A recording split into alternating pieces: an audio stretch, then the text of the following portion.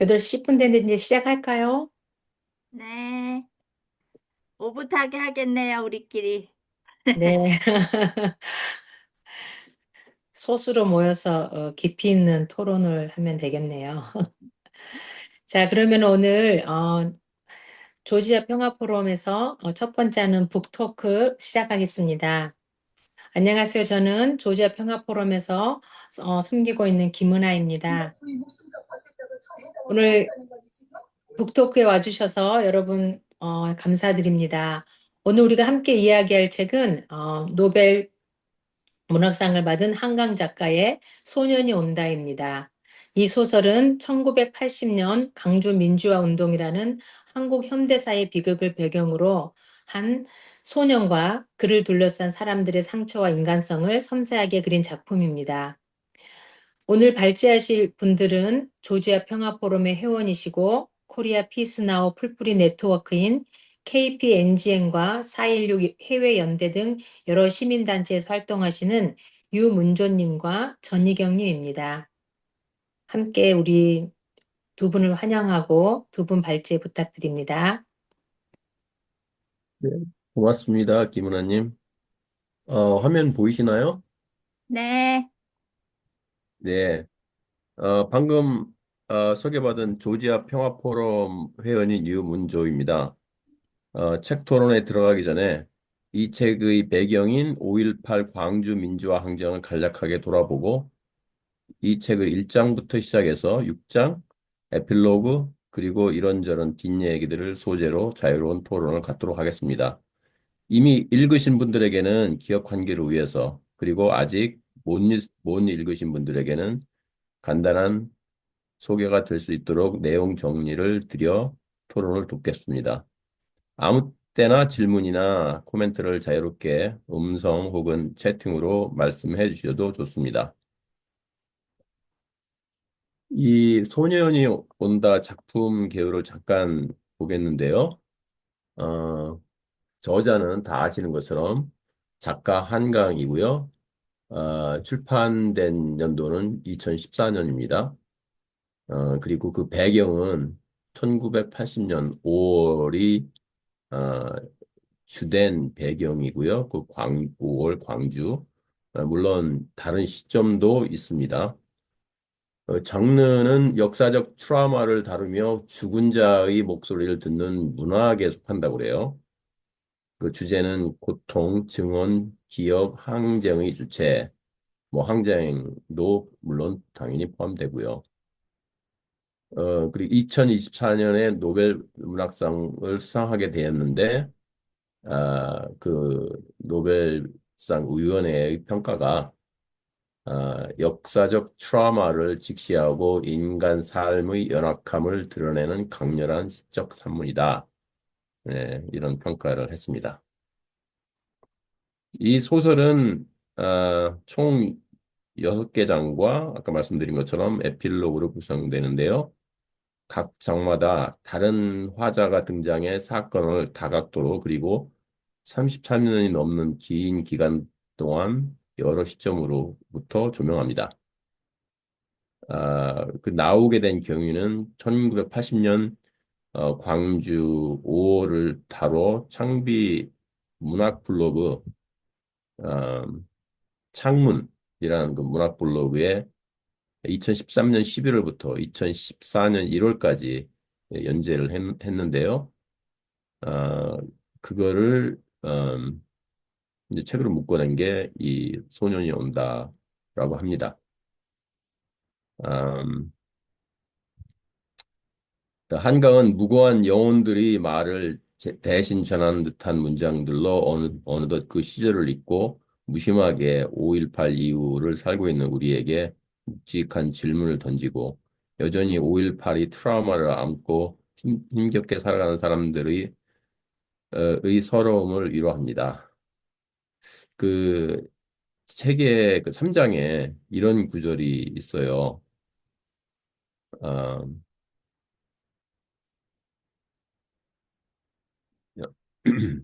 이 서선생이라는 분이 이제 이렇게 어, 말을 하는데요. 아마 기억 나실 거예요. 정말 죄송함, 이제 김은숙, 이제 그 주요 주인공인 김은숙 씨가 정말 죄송합니다. 드릴 말씀이 없습니다. 김은숙 씨, 그 서선생이라는 분이 이렇게 얘기를 하죠. 김민숙 씨, 그녀는 눈을 들어 서선생의 당황한 얼굴을 본다. 왜 그럽니까, 김은숙 씨? 흠칫 놀라 그녀는 손으로 눈 언저리를 닦는다. 7번 따귀를 맞고도 한 차례 울지 않았는데 왜 갑자기 지금 눈물이 흐르는 건지 알 수 없다. 죄송합니다. 끈적끈적한 샘처럼 계속 새어나오는 눈물을 빠르게 두 손으로 닦아내며 그녀가 말한다. 정말 죄송합니다. 선생님. 김은숙 씨가 뭐가 미안합니까? 왜 나한테 사과를 해요?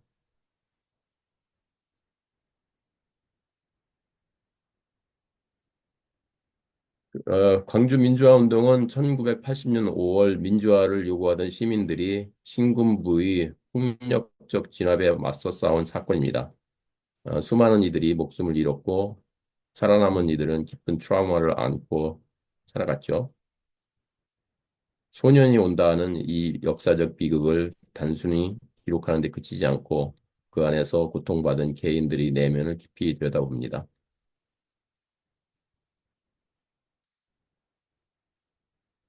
뭐 잘 아시지만 5.18 광주 민주화 운동 배경을 뭐 간단하게 짚고 넘어가겠습니다. 음, 1979년 10월 26일 우리가 다 아는 것처럼 박정희 대통령이 김재규의 피살을 당했죠.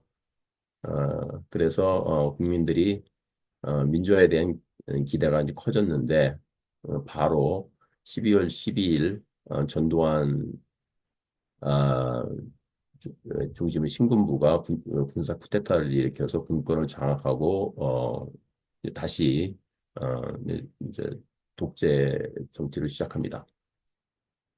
하지만 그 민주화의 요구는 계속 되었고 그 1980년 봄에 그 시위가 전국으로 확대되었습니다. 어, 계엄 해제를 요구했고 정치개혁 그리고 김대중 석방을 요구했습니다. 하지만 이 민주화 요구를 억압하려고 5월 17일 신군부는 비상계엄을 전국으로 확대하고 정치인을 체포하고 대학을 휴교하고 언론 통제를 강화하게 됩니다.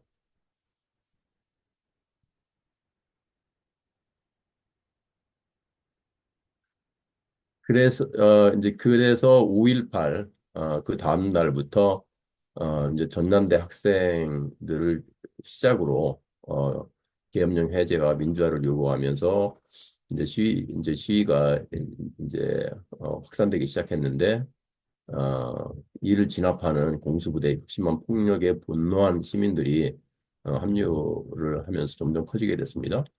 그래서 19일에서 20일 사이에는 시민과 학생들이 시민군을 조직해 무기고를 탈취하고 해서 이제 무장 저항을 시작했고 광주 시내는 완전히 시민군에게 장악되었고 시민들은 그 해방 공간에서 자치 조직을 운영하며 계엄을 막아내고 있었습니다. 그 사이에 신군부는 비상계엄 전투사령부를 설치하고 탱크와 특전사로 광주를 포위했고 27일 새벽 4시에 그 계엄군의 공수부대 특전사는 무차별 발포로 시민들을 학살했고 항쟁은 피해와 함께 끝나게 됩니다. 공식 사망자는 191명이라고 나와 있지만 사실은 실제로는 1천 명 이상으로 추정된다고 합니다. 그 그때 사진이 좀 나와 있는데요. 어, 그 아빠를 잃은 아이 모습이고 금남로에서 그 시위 중인 시민들 여기 시민들 그리고 여기 보이죠 살인마 전두환 물러가라 이런 플래카드가 보이고 여기 책에서도 묘사가 있는데, 아마 이 시민이 사망한 것 같죠? 이 끌고 가는 그런 장면이고, 이건 이제 시민들이 회의에서 저항을 할 것인가, 투항을 할 것인가 결정하는 그런 시민 회의 과정이고, 이 계엄군이 어, 이 시민들을 이렇게 이제 무자비하게 뭐 진압하는 그런 사진입니다. 그 책은 아까도 말씀드린 것처럼 이제 총 6장과 에필로그로 구성되는데요.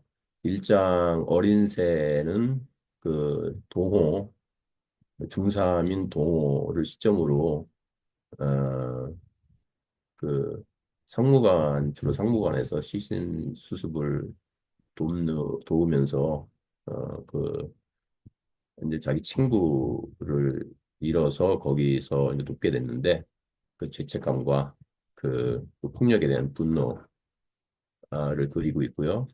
2장 검은 숨에서는 죽은 동호의 친구, 동호가 찾아다닌 그 친구 정대가 죽어서 영혼이 된 다음에 그 영혼이 화자가 돼가지고 그 시체 더미 속의 기억을 얘기를 합니다.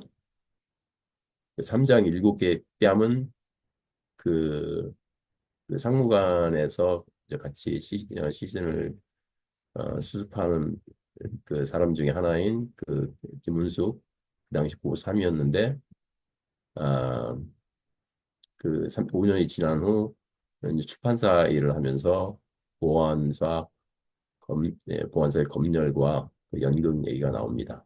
4장은 쇠와 피인데 일장에서 나왔던 그 김진수 이 동료를 화자로 해서 그 동료는 좀 나이가 약간 많은 그 학생인데요. 어, 이제 감옥의 감옥 생활, 엄청난 폭력인 그 감옥, 그 생활과 그 고문의 후유증, 그리고 동호의 사진, 어, 그리고 살아남은 자의 고통과 죄책감을 얘기를 합니다. 5장 밤의 눈동자에서는 그 1장에서 나왔던 또 그 주요 그 주인공인 그 임선주 당시 22살이었는데 어, 광주 충장로에서 그 미싱을 하고 시다를 하고 있었고 그 20년 후에 그 이제 그 시민 그런 일을 하면서 그 전에 했던 노동운동 그런 고문 그런 침묵에 대한 그 기억과 죄책감 이런 얘기를 하고 있고요. 6장은 6장 꽃핀 쪽으로 그 동호의 어머니가 아, 33년 후에 아들을 잃은 어머니가 33년 후에 동호를 애도하면서 기억하면 하는 그런 얘기가 나옵니다. 그 마지막으로 에필로그는 아, 눈 덮인 램프라는 그 부제를 달고 있는데 한강 작가가 이 책을 집필하게 된 그 배경에 대해서 얘기하고 있습니다.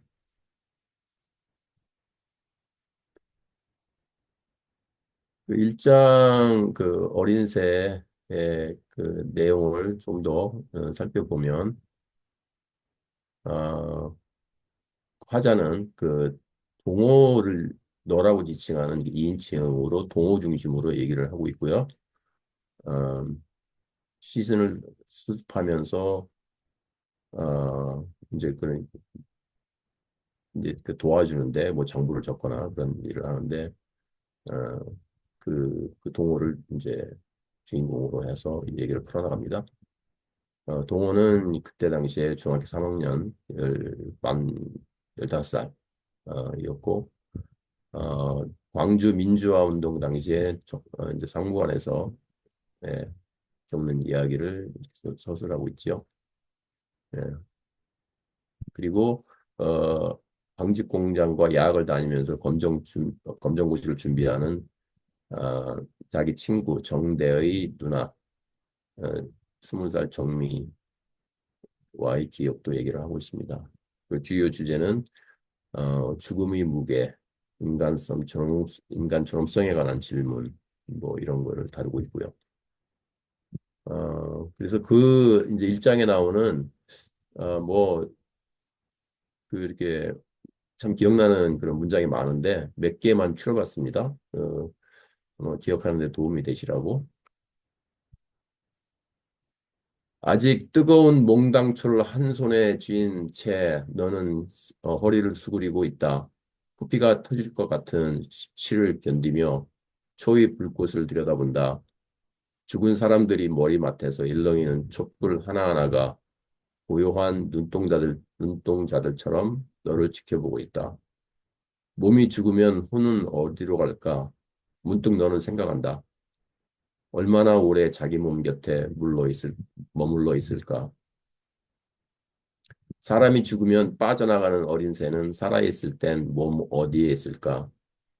찌푸린 저 미간에 후광처럼 정수리 뒤에 아니면 심장 어디께 있을까?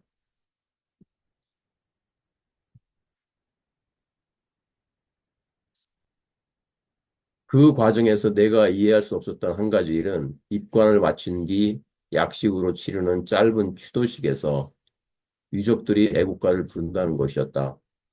관우의 태극기를 반드시 펴고 친친 끈으로 묶어놓은 것도 이상했다. 군인들이 죽인 사람들에게 왜 애국가를 불러주는 걸까? 왜 태극기로 관을 감싸는 걸까? 마치 나라가 그들을 죽인 게 아니라는 듯이.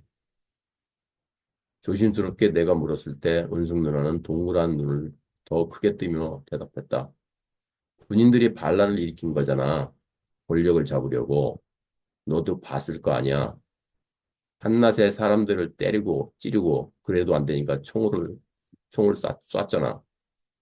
그렇게 하라고 그들이 명령한 거야. 그 사람들을 어떻게 나라라고 부를 수 있어? 달아났을 거다라고 이를 악물며 너를 생각한다. 그때 쓰러진 게 정대가 아니라 엄마였다고 해도 달아났을 거다. 용서하지 않을 거다. 아무것도 용서하지 않을 거다. 나 자신까지도.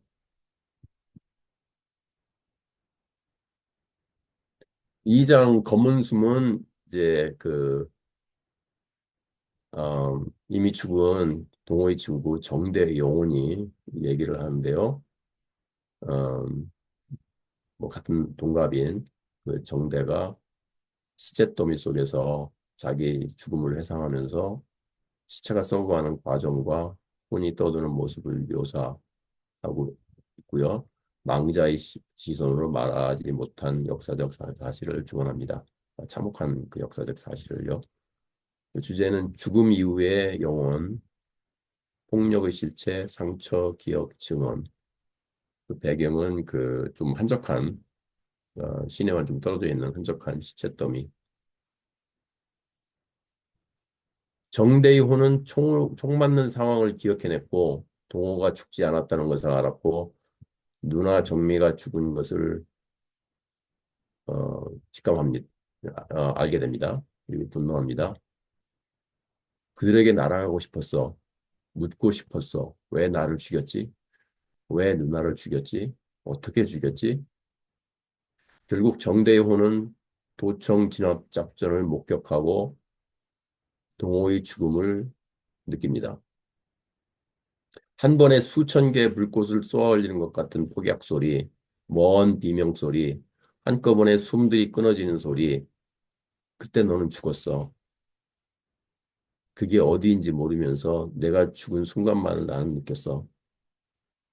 정대의 혼은 동호의 혼을 만나고 싶다고 생각합니다. 이 3장 7개의 뺨은요, 뺨따기를 말하는 거죠.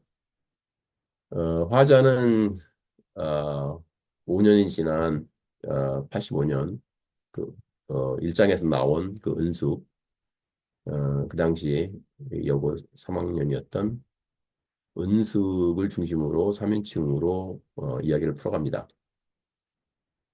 은숙은 동호와 함께 상무관에서 일했던 생존자로 생존합니다.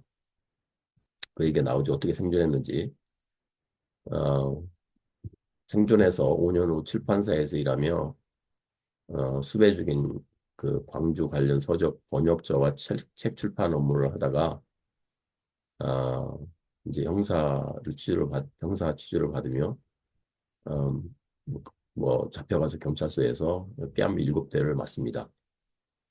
광주 진압군이 오던 날 광주에서 살아남은 원숙은 스스로에게 죄책감과 부끄러움이 굴레를 씌우며 괴로워했고 마침내 자신을 복제된 그날의 비극과 자신이 맞았던 7대를 잊으려 합니다. 7대의 뺨을 그녀는 이제부터 잊을 것이다. 하루에 한 대씩 일주일 만에 잊을 것이다. 법렬 당국이 폭력 속에서 모욕을 겪고도 저항을 의지를 보입니다.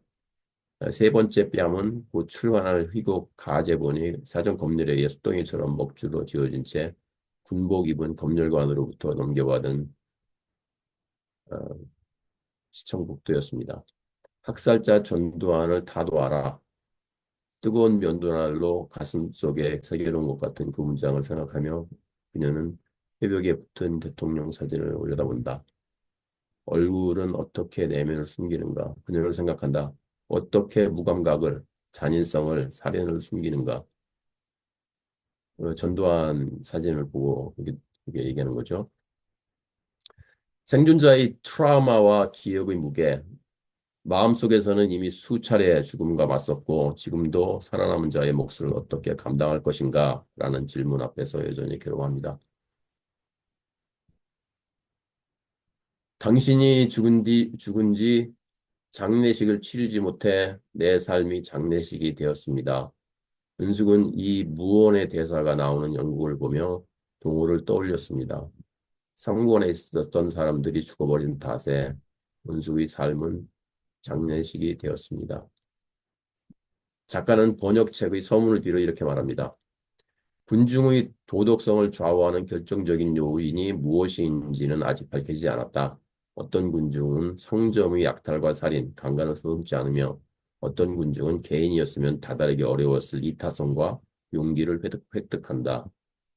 후자의 개인들이 특별히 숭고했다기보다는 인간이 근본적으로 지닌 숭고함이 군중의 힘을 빌려 발현된 것이며 전자의 개인들이 특별히 야만적이었던 것이 아니라 인간의 근원적인 야만이 군중의 힘을 빌려 극대화된 것이라고 저자는 말한다.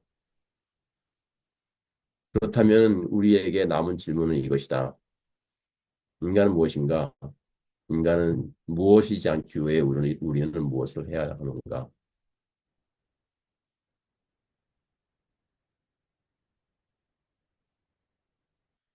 어, 저기 이제 다음부터는 휘경님이 이거 이제 발제를 해주실 텐데 뭐 이렇게 나누실 말씀 있으세요?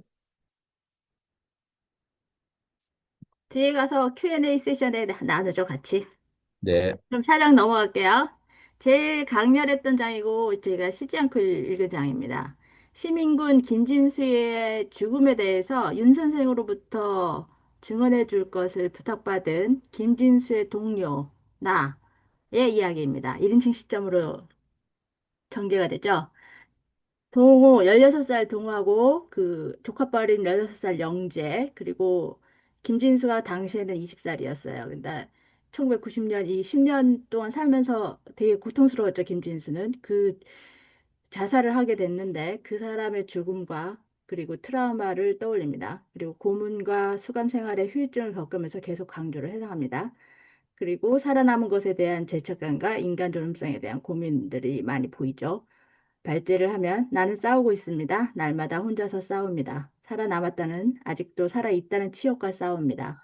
내가 인간이라는 사실과 싸웁니다. 오직 죽음만이 그 사실로부터 앞당겨 벗어날 유일한 길이란 생각과 싸웁니다. 다음 장. 나중에 알았습니다. 압도적으로 강하다는 걸 모르지 않았습니다. 다만 이상한 건 그들의 힘만큼이나 강렬한 무엇인가가 나를 압도하고 있었다는 겁니다. 아, 이거 양심, 그래요, 양심. 이 부분은 뒤에 양심 부분이니까 따로 읽게요. 지금 여기는 안 나왔죠? 나중에 알았습니다. 그날 군인들이 지급받은 탄환이 모두 80만 발이었다는 것을. 그때 그 도시의 인구가 40만이었습니다. 그 도시의 모든 사람들의 몸에 두 발씩 죽음을 박아 넣을 수 있는 탄환이 지급되었던 겁니다. 우리가 총기를 도청 로비에 쌓아놓고 깨끗이 철수했다면 그들은 시민들에게 총구를 겨눴을지도 모릅니다. 나 김진수는 각각 9년형과 7년형을 얻어받았습니다. 하지만 형량은 무의미했습니다. 이듬해 성탄절까지 군부는 우리 모두를 사형과 무기징역을 선고받은 사람들까지 특사로 석방했으니까요. 그 제목들이 부조리했다는 걸 스스로 자백하듯 말입니다. 그리고 자신과 동료를 혐오하게 하려는 저들의 교활한 고문, 작전, 뭐 이런 것들도 나옵니다. 우리를 굶기고 고문하면서 그들이 하고 싶었던 말이 무엇이었는지, 너희들이 태극기를 흔들고 애국가를 부른 게 얼마나 웃기는 일이었는지 우리가 깨닫게 해주겠다. 냄새를 풍기는 더러운 몸, 상처가 문드러지는 몸, 굶주린 짐승 같은 몸뚱어리들이 너희들이라는 걸 우리가 증명해 주겠다. 이렇게 과거에 그 광주에서 있었던 일들 회상하고요. 그 와중에 살아남은 자의 고통과 슬픔과 치욕감과 광주 이의 삶이 얼마나 힘겨운지 독자에게 강하게 전달합니다. 다음, 이 양심에 대한 부분이 제일 강렬했는데요. 두 문장입니다. 군인들이 압도적으로 강하다는 걸 모르지 않았습니다. 다만 이상한 건 그들의 힘만큼이나 강렬한 무엇인가가 나를 압도하고 있었다는 겁니다. 양심. 그래요, 양심. 세상에 제일 무서운 게 그겁니다.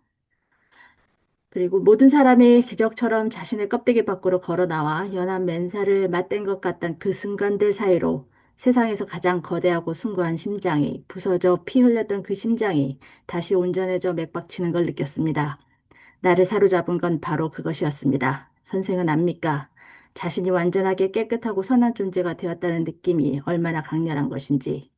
양심이라는 눈부시게 깨끗한 보석이 내 이마에 들어와 박힌 것 같은 순간의 광희를 윤 선생한테 설명해 주는 거죠. 자기가 왜 마지막까지 도청에 남아 있었나라는 그 이유를요. 그리고 김진수가 유서 옆에 한 장의 사진을 남기고 죽었는데 유서는 못 보고 그 사진에 나란히 학생들이 죽어 있는 거에 대해서 설명을 해줘요. 여기 직선으로 쓰러져 죽어 있는 아이들에 대해 선생에게 말해야 합니까? 5명의 어린 학생들이 2층에서 두 손을 들고 내려온 것은 그때였습니다. 내가 소회의실의 캐비닛에 숨으라고 명령했던 4명의 고등학생과 소파에서 김진수와 짧은 슬랑이를 벌였던 중학생이었습니다. 그들은 김진수의 말대로 무기를 버리고 항복하러 내려온 것이었습니다.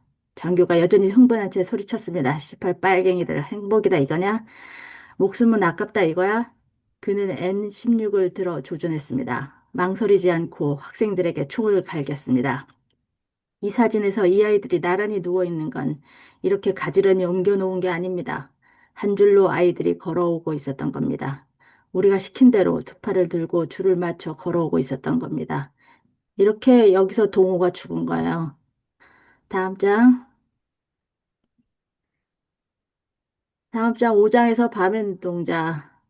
2000년에 43세가 된 선주가 2인 징시점에서 이렇게 설명을 해주는데요. 상무관에서 살아남은 선주는 과거의 고통에서 벗어나고자 하지만 벗어날 수가 없습니다. 그 성폭력의 기억이 엄청나게 강하기 때문에 망각할 수가 없어요. 그리고 상처가 계속 지속됩니다. 그런 것들을 강조해서 드러냅니다. 처음에 17살 공장의 노동자였던 선주가 노동운동 선배인 20살 성희와 여러 다 대화를 나누는 거, 달에 대한 대화, 그리고 복숭아 나눠 먹은 대화, 그리고 우리는 고귀해 이러면서 그 성인 언니로부터 받았던 강의, 뭐 이런 것들에 대해서 계속 얘기를 하죠. 그리고 18살 인천 방직 공장에 여공으로 일을 하고 있었는데 구사대와 경찰들과 맞서다가 뭐 장파열이 되고 그리고 뭐 해고되고 블랙리스트에 올라가서 결국엔 다음에 일을 못 구해서 결국 그 친척의 도움으로 광주까지 흘러들어가서 양정점의 미싱사도 아니고 시다로밖에 취업을 못했던 선주의 이야기가 나오고요. 광주를 이 22살에 겪는데 마지막까지 도청에 남아있다가 총기를 가졌다는 이유로 빨갱이년이라는 이름으로 불리고 보안부대로 이송이 됐고 거기서 엄청난 성공을 당합니다. 그리고 나와서 교도소에서 1년으로 복역을 하고 나와서 한 20년 살면서 8개월 동안 결혼한 거 외에는 뭐 좋은 일이 없었죠. 그리고 윤 선생의 독촉을 받습니다. 10년 전에도 그 광주에 대해서 알려달라는 메일을 받았었는데 이번에는 녹음을 해달라고 그 이유가 증언해야 되고 의미를 기억해야 되고 뭐 미래를 위해서 해주십시오 이러는데 결국에 선주는 녹음을 안 하죠. 그런 이야기들이 여기에 담겨 있고요. 노조 활동가 김성희 언니가 도피 수감하다가 그 광주 1년 후에 만나요. 이 선주를, 임선주 씨를. 그래서 정미에 대해서 묻습니다. 정미가 광주에 있었다는데 너 못 봤어? 뭐 이런 얘기. 그 당시에 그 성희 언니는 암투병 중이었고요. 근데 지는 못 봤다 그러죠, 선주는. 봤으면서도 못 봤고, 어쨌든 의사가 되고 싶다던 16살 시다 정미에 대해서 떠올립니다. 광주에서 20살이었던 정미는 일신방직에서 야학을 다니고 있었고요. 그리고 결국에는 나중에 그 카톨릭 센터에서 사진에 죽어 있었죠. 그거를 이제 기억을 한다라는 거를 이제 보여주죠. 다음 장. 너는 도청 앞마당에 뭐로 누워 있었어? 총격의 반동으로 팔다리가 엇갈려 길게 뻗어가 있었어. 얼굴과 가슴은 하늘을, 두 다리는 벌어진 채 땅을 향하고 있었어. 옆구리가 뒤틀린 그 자세가 마지막 순간의 고통을 증가하고 있었어. 숨을 쉴 수 없었어. 어떤 소리도 낼 수 없었어. 그러니까 그 여름에 넌 죽어 있었어. 내 몸이 끝없이 피를 쏟아낼 때 내 몸은 땅 속에서 맹렬하게 썩어가고 있었어. 그 순간 내가 날 살렸어. 삽시간에 내 피를 끓게 해 펄펄 되살게 했어. 심장이 터질 것 같은 고통의 힘, 분노의 힘으로.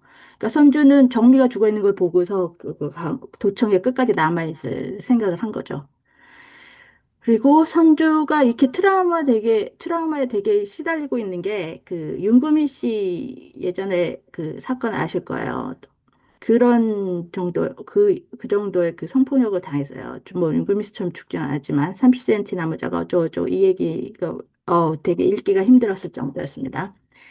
그래서 여기서도 중략을 했고요. 가서 읽어보시고요. 더 추운 곳, 더 안전한 곳으로 오직 살아남기 위하여. 이 사람은, 그러니까 선주는 계속 피하고는 싶었지만 그래도 저항을 합니다.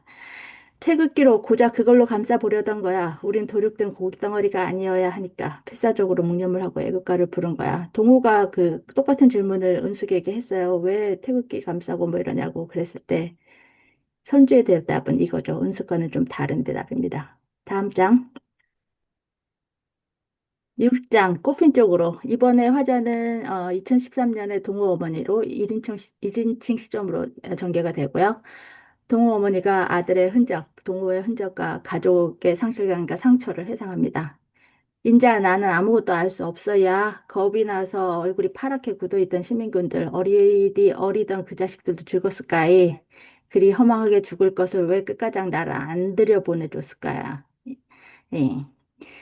들어가면 다 죽는다고 도청 입구에서 가로막는 겁에 질린 어린 시민군에게 잠깐만 들어가서 동생만 데리고 나온다는 둘째 아들을 보고 어머니는 겁에 질려서 말을 합니다. 너희 작은 형이 알겠다고 일단 들어가게만 해달라고 언성을 높일 적에 내가 말을 막았다이. 그 아그가 기회를 봐서 제 발로 나올 것이여. 분명히 나한테 약속을 했단께. 이러다가 남은 아들 가장 잃어버릴 것 같아서 그렇게 말을 했다이. 그렇게 너를 영영 잃어버렸다이.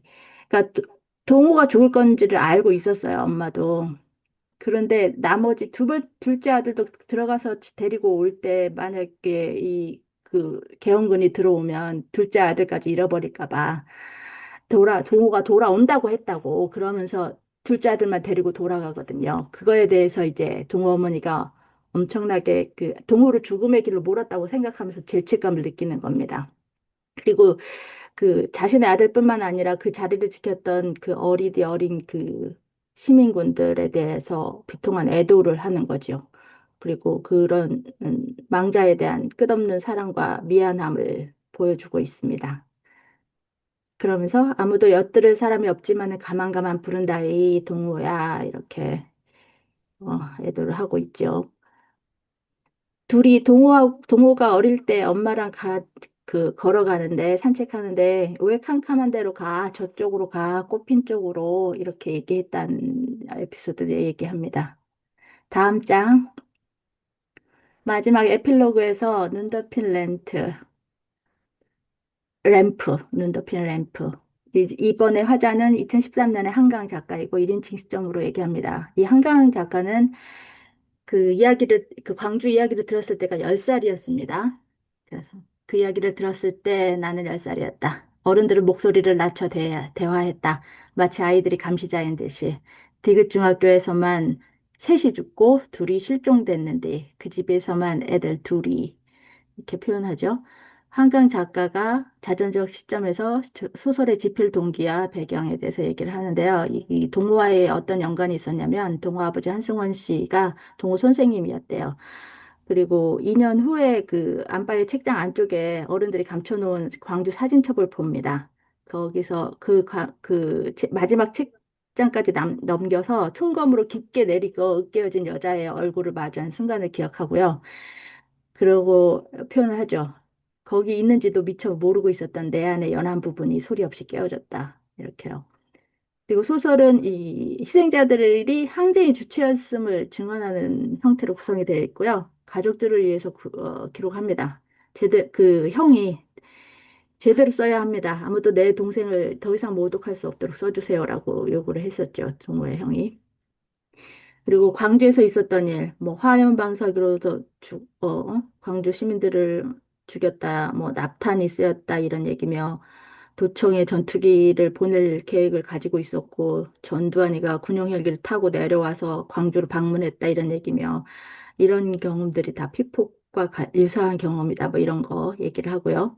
2009년 1월 용산 망루 사건을 보고서는 예, 그러니까 광주는 고립된 것, 힘으로 짓밟힌 것, 훼손된 것, 훼손되지 말아야 했던 것의 다른 이름이었다. 피폭이 아직 끝나지 않았다라고 표현합니다. 그리고 수없이 되태어나 살해되었다. 덧나고 폭발하며 페트성이로 재건되었다. 지금까지도 계속되고 있죠. 12.3 윤석열 계엄을 보면요. 다음. 5.18 학살은 냉전 시기에 미국의 지역 안보 차원의 무기인가 개입이 있었습니다. 이거는 팀 쇼락시 저널리스트인데 이 사람이 비밀 해제한 문서를 보면 알 수 있는데요. 이 소설에서도 약간 나오죠. 박정희의 양아들이라고 불릴 만큼 각별한 신임을 받았던 전두환은 만에 하나 도청이 함락되지 않을 경우 전투기를 보내 도시를 폭격하는 수순을 검토하고 있었다. 집단 발포 직전인 5월 21일 오전 군용 헬기를 타고 와 그 도시의 땅을 밟는 그의 영상을 보았다. 미국에 대해서 되게 조금 얘기하는데 거의 얘기 안 하죠. 근데 전두환 뭐 전투기 얘기하면은 어쨌든 당시에 전작권은 뭐 미국에 있으니까 연결이 될 수는 있겠죠. 자, 첫 번째 그 동호장에서 촛불이 나오고 마지막 에필로그에서 램프가 나오는데 이게 어떻게 연결이 될까요? 궁금합니다. 그들은 희생자가 되기를 원하지 않았기 때문에 거기 남았다. 그 도시의 여루를 생각하면 죽음에 가까운 린치를 당하던 사람이 힘을 다해 눈을 뜨는 순간이 떠오른다. 전생의 것 같은 존엄을 기억해내는 순간, 그 순간을 짓부수며 학살이 온다. 고문이 온다. 강제 진압이 온다. 밀어붙인다. 짓이긴다. 쓸어버린다. 하지만 지금 눈을 뜨고 있는 한, 응시하고 있는 한, 끝끝내 우리는 점점점. 자, 이제 당신이 나를 이끌고 가기를 바랍니다. 당신이 나를 밝은 쪽으로, 빛이 비치는 쪽으로, 꽃이 핀 쪽으로 끌고 가기를 바랍니다. 마지막에 망월동을 방문을 해서 얘기하죠. 가지고 온 초들을 소년들의 무덤 앞에 차례로 놓았다. 초들은 느리게 탔다. 소리 없이 일렁이며 주황빛 불꽃 속으로 빨려들어 차츰 묵묵해졌다. 반투명한 날개처럼 파닥이는 불꽃의 가장자리를 나는 묵묵히 들여다보고 있었다. 다음. 가, 어, 한강 작가가 이 사진을 보고 되게 많이 감동을 받았대요. 되게 폭력적이고 잔인한 장면들도 많은데, 이 헌혈 장면이거든요. 그래서 이렇게 표현해요. 인간은 어떻게 이토록 폭력적인가? 동시에 어떻게 그토록 압도적인 폭력의 반대편에 설 수 있는가? 이 사진은 중앙일보 기자가 찍었다나요? 신문에 나오더라고요. 다음 장. 작가 한가위에 대해서 얘기해 주세요. 문조님. 예, 질문이 답을 찾으려는 게 아니라 질문을 완성하는 게 쓰는 이유라고 생각해요. 이런 말을 했고요. 한강 작가가. 전쟁이 치열해서 날마다 모든 죽음이 실려나가고 그러는데 무슨 잔치를 하느냐 라며 기자회견을 하지 않겠다는 한강 입장을 소셜미디어에 공유했다고 합니다. KBS와의 그 인터뷰에서 소년이 온다를 통해 가장 하고 싶었던 말이 뭐냐라는 질문에 한강 작가는 이렇게 말합니다. 당시 생존자들의 자살률이 11%라고 하는데 그것이 보통 평범한 사람들의 자살률하고 비교할 수 없는 수치이고 아직도 끝나지 않은 거죠. 그래서 이야기를 하고 싶었어요. 그게 얼마나 아직도 계속되고 있는 것인지. 그분들이 죽음과 싸우는 것, 그 과정을 쓰고 싶었고, 그리고 5장에 이르면 비슷한 다른 고통이지만 생존자인 선주가 마지막으로 하는 말이 있어요. 죽지 말아요. 라는 말이거든요. 제가 이 소설을 쓸 때 1년 반 동안 썼는데 그런 과정에서 5장을 마지막까지 붙잡고 있었어요. 사실상 그 소설에서 마지막으로 쓴 문장이 그거예요. 죽지 말아요. 라는 문장인데 그 말을 쓰고 싶었어요. 4장에 그렇게 고통받고 그 길을 갔던 그분들의 이야기 다음에 5장에서 또 다른 생존자의 목소리로 죽지 말아요. 라고 마지막으로 꼭 하고 싶었어요. 다음. 소년이 온다에 관해서 작가가 한 말이 몇 개 있는데요. 가장 많이 느꼈던 감정은 고통인 것 같아요. 압도적인 고통. 이 소설을 쓰는 동안에는 거의 매일 울었어요. 그리고 특히 2장을 쓸 때는 조그만 작업실을 구했는데 거기서 한 세 줄 쓰고 1시간 울고 아무것도 못하고 몇 시간 정도 가만히 있다가 돌아오고 그랬죠. 5.18이 아직도 계속되고 있어 뼈 아프다. 이런 말도 했고요. 저는 저의 고통의 원인을 알 수가 없었다. 쓰고 나서도 악몽을 꾸고 고통스러웠다. 읽으면서도 고통스럽다는 분들도 있었다. 그 고통의 원인은 우리가 인간을 사랑해서 그런 것이라고 얘기했습니다. 가장 끔찍한 이야기를 덮어두고 말을 이어가는 일의 어려움, 뭐 이런 말도 했고요. 제목이 왜 소년이 온다일까요? 이 소설 못 쓸 것 같다라고 생각이 되었을 때 그때 만나게 됐던 자료가 마지막 날 5월 27일 새벽에 돌아가신 야학교사 박용준 선생님의 일기였어요. 그분이 굉장히 마치 동호처럼 여린 성품의 그런 분이었다고 하는데 마지막 일기에 하느님 왜 저에게 양심이라는 것이 있어서 이렇게 찌르고 아프게 하는 것입니까? 저는 살고 싶습니다라는 일기였어요. 그 일기를 보고 이 마음을 가졌던 사람이 결국은 이 소설에서는 가장 중요할 것이라는 생각이 들었고 그때 떠오른 사람이 동호라는 소년의 이미지였어요. 그리고 이 동호가 일장에서 참혹한 시신들에게 하얀 천을 덮어주고 그 머리맡에 촛불을 밝히잖아요. 그래서 이 소설의 처음과 끝에 촛불을 밝히고 흰 천을 덮어드리고 그리고 그렇게 도청에 남기로 결심해서 죽게 된 동호가 우리에게 오는 소설이면 좋겠다고 생각했어요. 그래서 80년 5월에서부터 5년 뒤, 10년 뒤, 20년 뒤, 30년 뒤 천천히 이렇게 넋으로 걸어오는 걸음걸이를 상상했고 그래서 제목도 소년이 온다가 됐어요. 다음. 음, 좀, 노벨 문학상 우연들, 그리고, 우연히 한 말, 그리고 동호의 실제 모델이 된 인물, 뭐, 이런 얘기입니다. 그 안나 카린 팜 노벨상 우연은 한강 작품 중 소년이 온다를 먼저 읽으라고 공고를 했다네요. 그리고 노벨상을 결정하게 된 가장 중요한 작품이었다고도 해요. 동호의 실제 모델이 된 인물은 문제학 열사인데 이 문제학 열사의 어머니가 나오는 동영상을 잠시 보시겠습니다.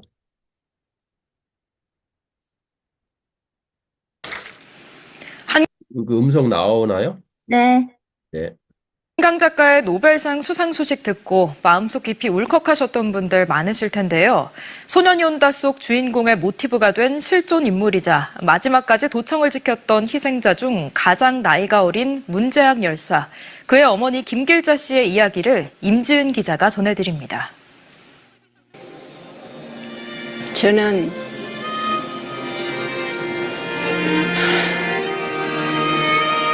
강주 상고 1학년 문재학이 도청에서 27일 새벽에 사망한 문재학이 엄마 김길자입니다.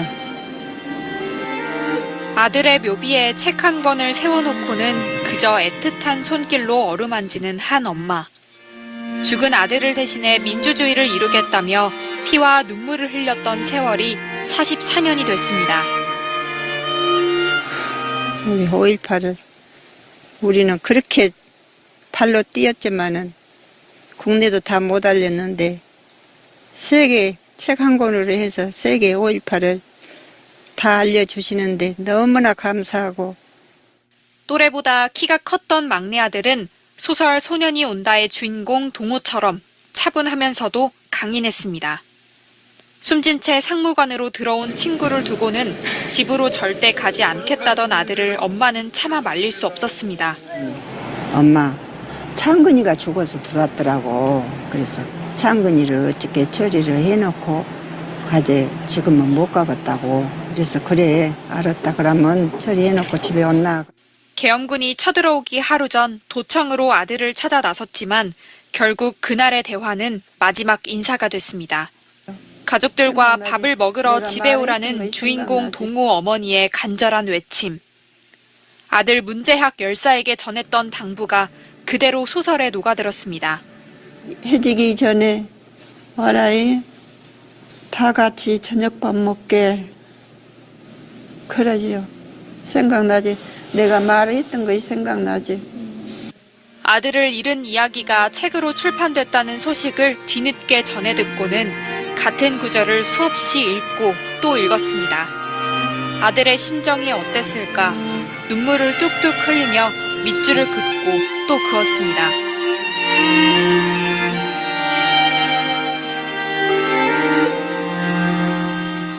5월 27일 새벽 최후의 순간까지 아들이 지켜내고자 했던 네. 어,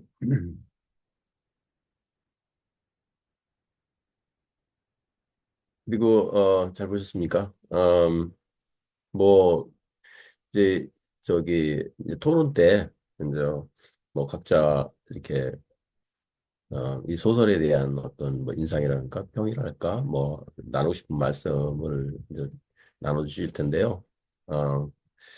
저도 뭐 이런저런 뭐 얘기가 이제 그런 인상이 있는데, 저들이 저지른 폭력을 가해자의 존엄을 손상시키지 않으면서도 고통스럽지만 사실적으로 표현하여 독자에게 5.18을 간접 경험하게 해주는 소설이다. 예, 소설의 한 단면이 아닌가 싶습니다. 다음, 문제학은 소설책처럼 중학교 3학년이 아니고요. 광주 상고 1학년 재학 중에 사망을 했습니다. 평소에 아버님의 영향을 받아서 그런 성향이 있었나 봐요. 아버님이 박정희 정권 시절에는 뉴스 시간에 박정희 얼굴만 나와도 텔레비를 꺼버렸대요. 어머니 김길자의 얘기 잘 들으셨죠? 요거는 나중에 보세요. 다음 장. 그 노벨문학상 수상 기념 강연에서 이 부분이 되게 마음에 들어가지고 뽑아왔어요. 많이 들어보셨을 텐데 빛과 실의 일부 읽겠습니다.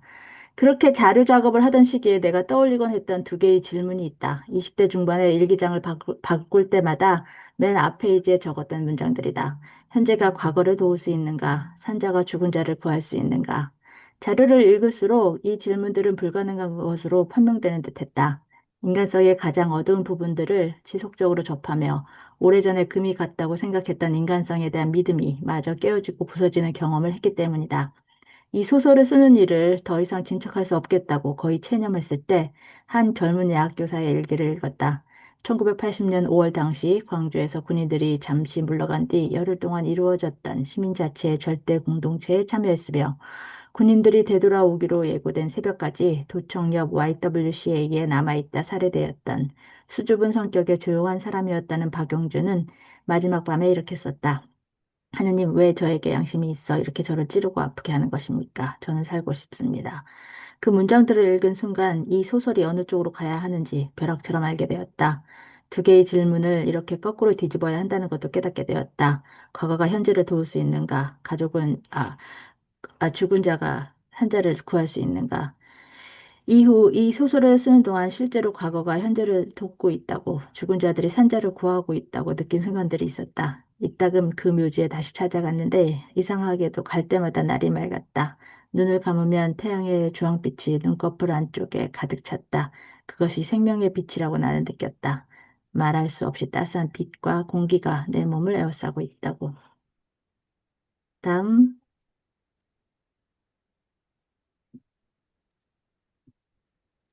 아직도 밝혀지지 않은 질문들이 있습니다.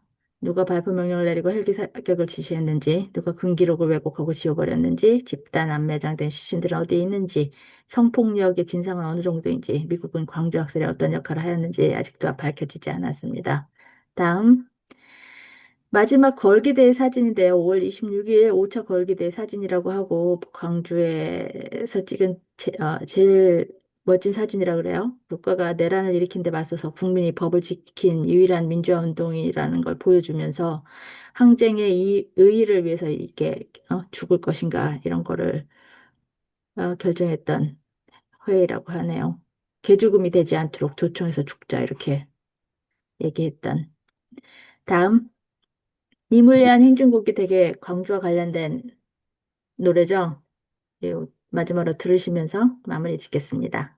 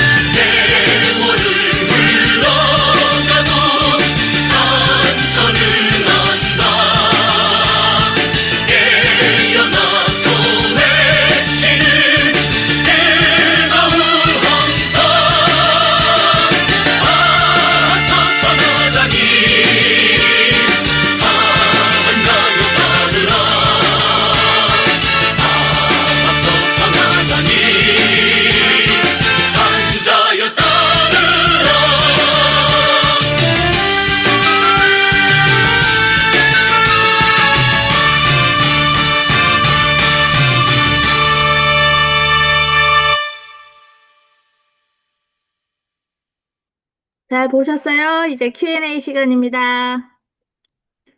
코멘트도 괜찮아요. 어떠셨어요?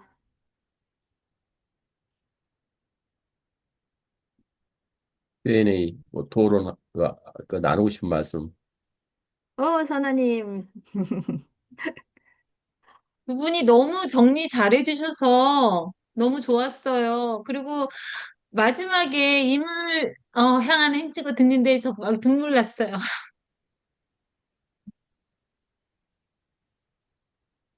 참, 자료 광주 화면도 있고 최근에 12.3 예. 화면도 있고 연결이 되죠. 죽은 자가 산자를 살렸죠. 근데 그 내란 세력들은 포기하지 않고 불씨가 다 꺼지지 않고 처벌받지 않아서 이렇게 다시 일어났고 정말 그 사람들 다 단죄하지 않으면 다시 또 그렇게 무고한 시민들이 다치지 않을까 그런 두려움을 요즘 보면서 느끼게 해주는 것 같아요. 사람 잘못 봤습니다.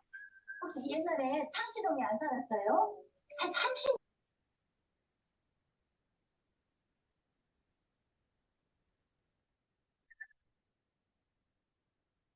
말씀 계속 나눠주세요.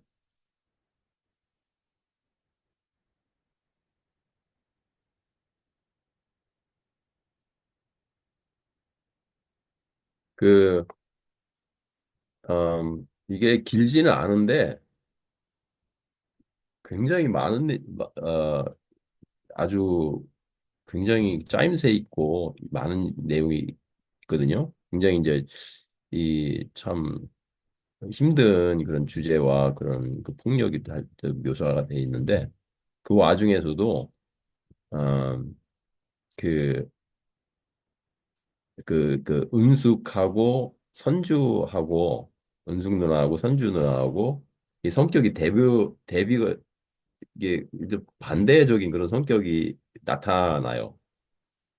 그게 좀 재밌는 부분이 있어요.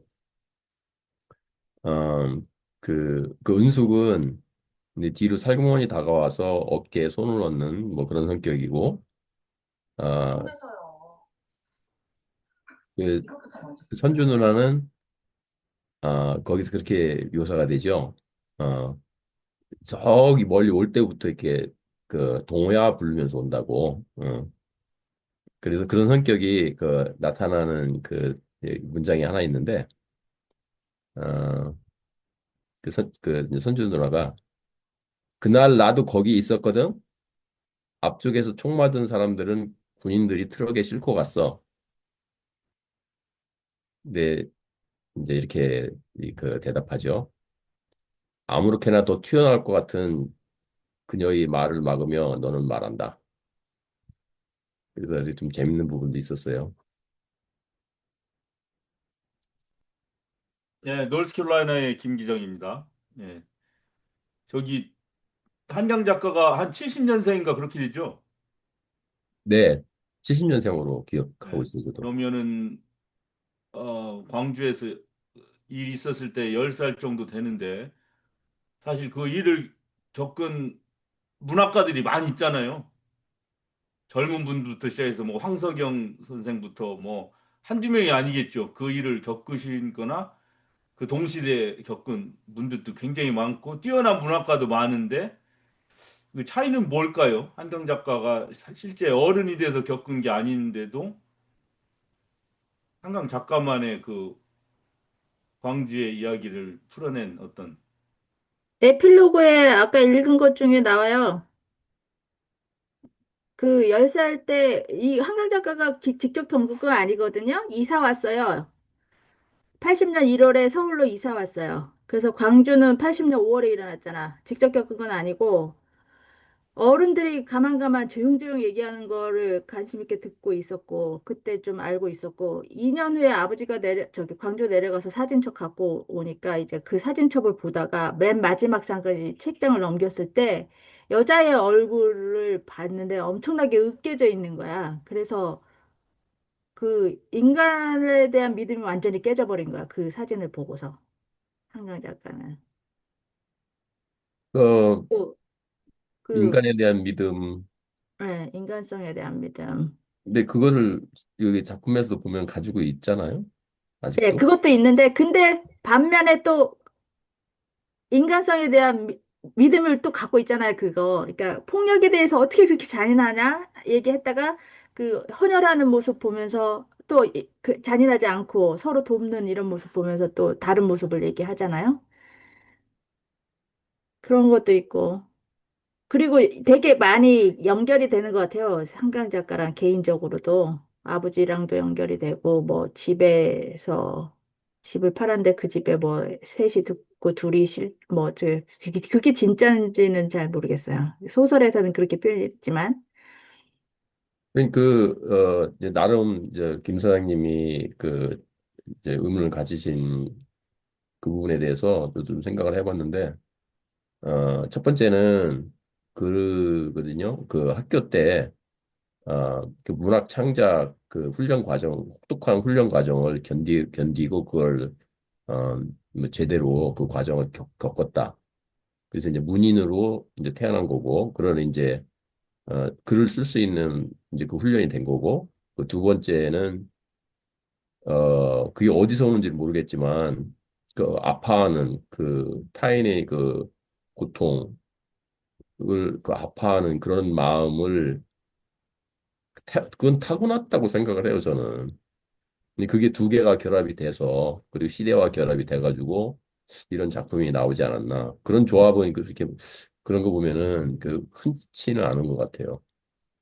그 소설에서도 그런 표현을 하거든요. 되게 센서티브한 사람인데, 뭐, 어떻게 뭐지? 이런 잔인한 일이 벌어졌는데 사람들은 아무렇지도 않게 결혼도 하고 맑은 날 이렇게 하하호하고 이러냐. 그런 얘기도 나오잖아요. 이 소설을 통과하지 않고서는 어디로도 갈 수가 없다. 이런 얘기를 고백처럼 했었죠, 한강이. 그리고 이거 다음에 또 꿈을 꾸잖아요.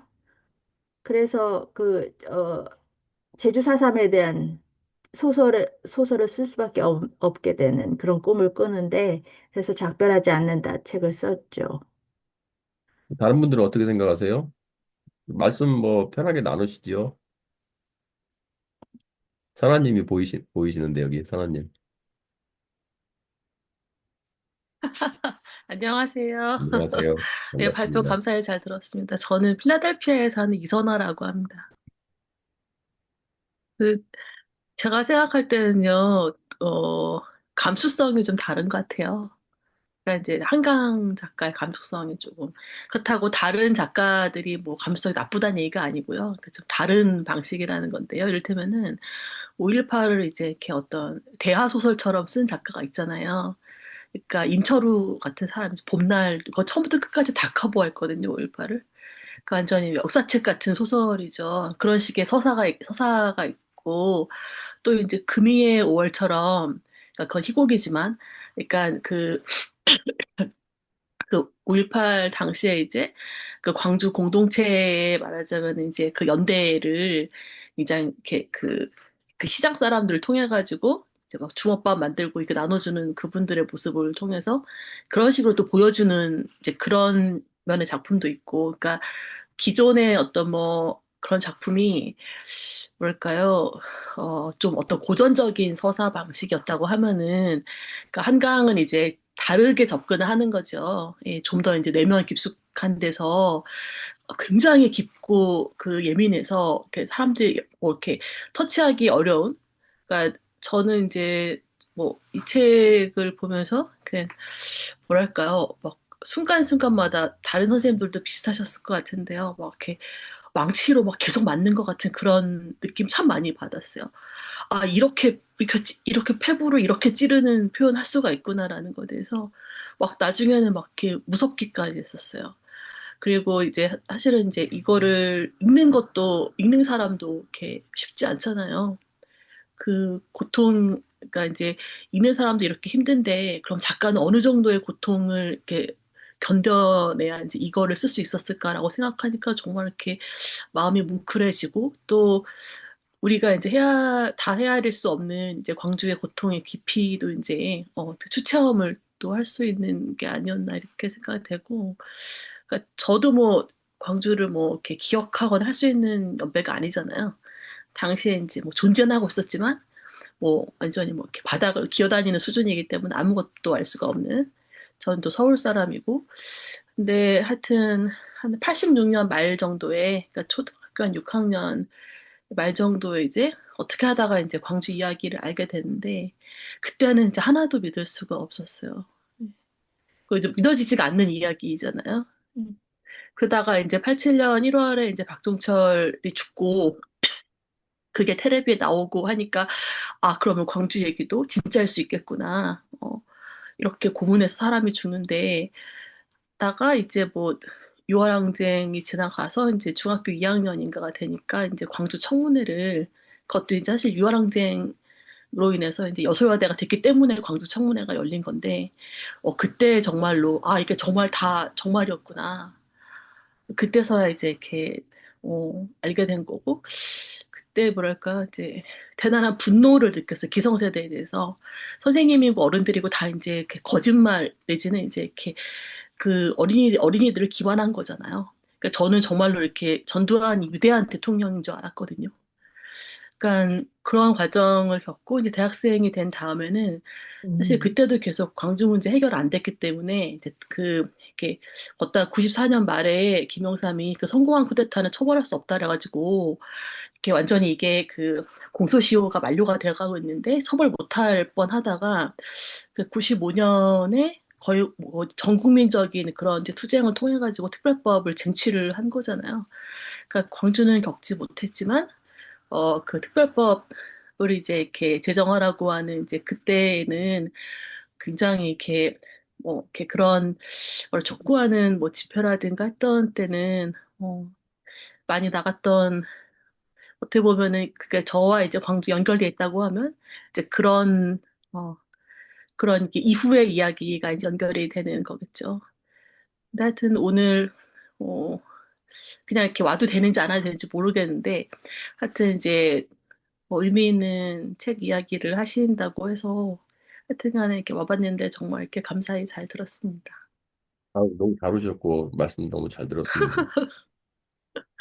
저도 그 이제 어 뭐 그때 보다 좀 나이가 선언니보다 나이가 좀 많았었는데 뭐 근데 대학교에 와서야 이제 그 진상을 좀 알게 됐고 저도 잘 믿겨지지 않았죠. 근데 이제 그 거짓말이 아 그렇구나 그게 거짓말에 대한 인식이 그때부터 이제 생겨서 지금도 더 큰 거짓말이 계속 있는 거예요. 이게 계속 세상을 알아가면 알아갈수록 계속 큰 거짓말이 있고 있어서 이 책에 대해서 굉장히 이제 이런 생각이 들어요. 이게 큰 저항이다. 진실을 얘기하는 것 자체가 굉장한 큰 저항이다. 특히 작가가 진실을 얘기하는 게 저항이다. 거부하고 그들이 덮고 왜곡해온 거를 진실을 얘기하는 게 굉장한 저항이다. 그래서 이제 그 문제학 열사 어머니 말씀하신 거, 예, 그 작가 한 명이 그렇게 세상을 그렇게 많이 알리게 된 그런 큰 힘이 있다. 뭐 그런 그 의미로 얘기를 하셨죠. 잘 들었습니다. 네, 오늘 저가 한마디 해도 될까요?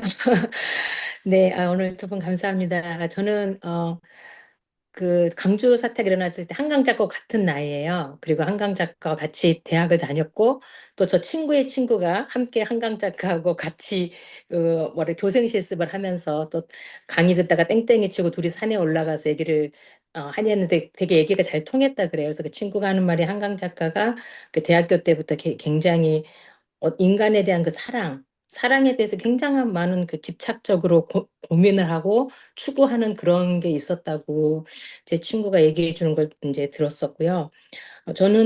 저가 이제 저도 10살 때 강주 항쟁에서 그때 저는 전라도 여수에 살고 있었습니다. 그리고 저희 고모가 강주에 그때 사셨고요.